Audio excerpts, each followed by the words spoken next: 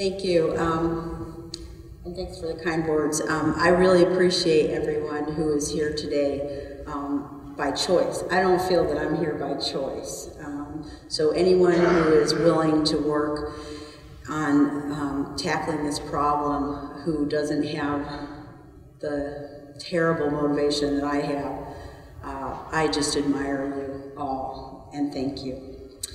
After our daughter Erica died of heat stroke and dehydration in the Catherine Freer Wilderness Therapy, and I always have to say therapy with air quotes, expeditions, we were shocked to learn from the sheriff investigating Erica's death that the Freer program was not licensed by Nevada Child and Family Services. We'd been sold a licensed program, but Freer held only a certificate from the Nevada Bureau of Alcohol and Drug Treatment. Clearly what Freer Expeditions was doing, taking kids out on 21-day wilderness treks, fell under the Nevada regulations for outdoor youth programs, which date to the early 90s. Erica died in 2002. If Erica had had the physical, including drug screening, that was required under Nevada statutes for youth programs, she might have lived. After the state of Nevada became aware of the Freer program's presence in their state, Freer was ordered to cease and desist and abandon operations in Nevada. Freer is, however, still licensed in Oregon, its home state. State regulations for residential treatment programs for teens is, as the GAO reported, spotty and patchwork. Utah has the longest history of regulating teen programs, arguably the greatest number of programs, and has had the most documented deaths in residential programs. One individual has been part of writing the Utah statutes and has been in charge of enforcement for over 18 years.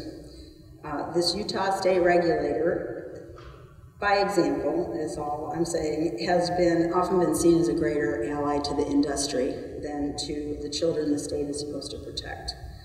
3 days after the heat stroke of a young man named Ian August, the heat stroke death of a young man named Ian August, this Utah state official said that there was no indication that the program August died in violated any regulations.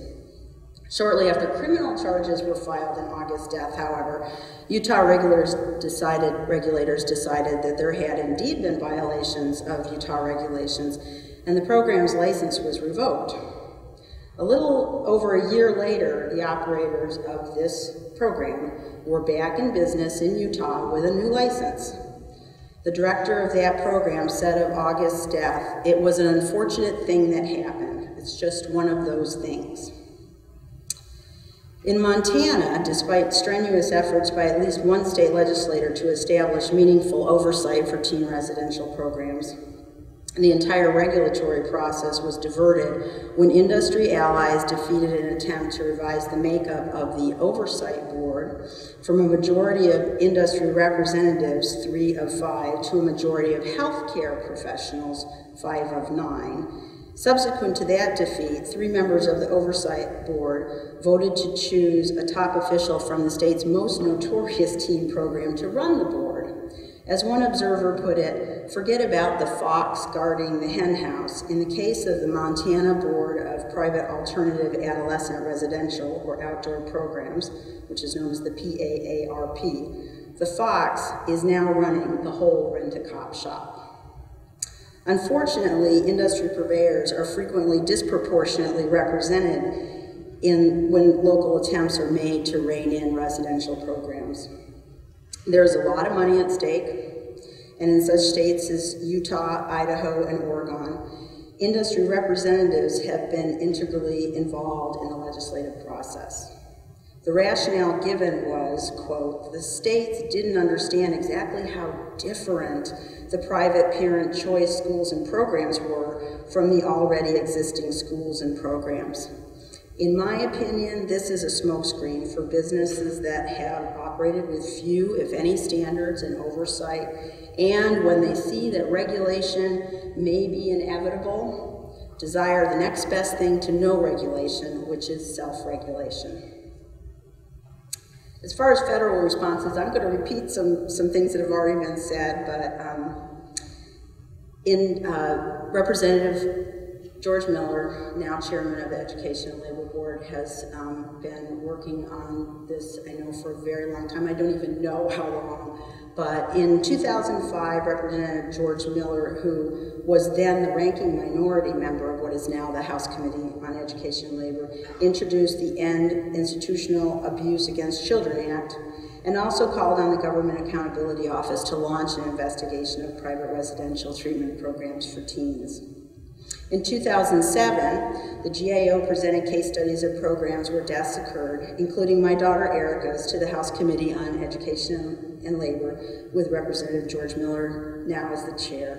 Chairman Miller and Representative Rahal asked the Inspectors General at the U.S. Departments of Interior and Agriculture to launch investigations into private residential treatment programs for children that operate on federal land. Several of the case studies presented by the GAO were ones in which the deaths occurred on federal land, including my daughter Erica's. Chairman Miller also asked the Federal Trade Commission to investigate deceptive marketing practices by residential programs for teens. In 2008, the GAO detailed findings from the examination of 8 additional cases and the results of the investigation of deceptive marketing tactics and questionable practices. Chairman Miller introduced the Stop Child Abuse in Residential Programs for Teens Act, which did pass the House last year with a bipartisan vote as H.R. 6358.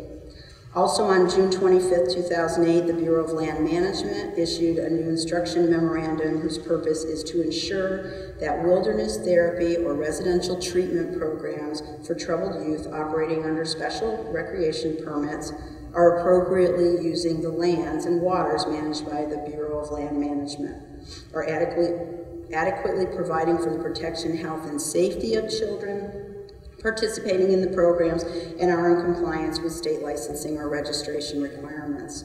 In July of 2008, the Federal Trade Commission issued a brochure, which is in your packet,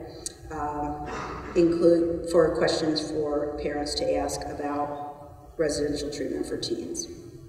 Last week, Chairman Miller introduced the Stop Child Abuse in Residential Programs for Teens Act of 2009, H.R. 911, which passed out of committee by a 32-10 vote on February 11th. There's a one-page fact sheet about the legislation. Some of you, of course, know it better than I do, or any of us, but that is in your packet. So,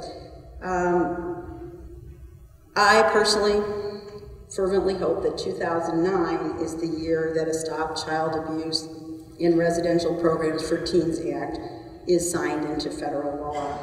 If you or your organization has not written a letter of support for this bill, please consider doing so. When it comes up for a vote, please urge your constituents to contact their legislators for a yes vote. Thank you.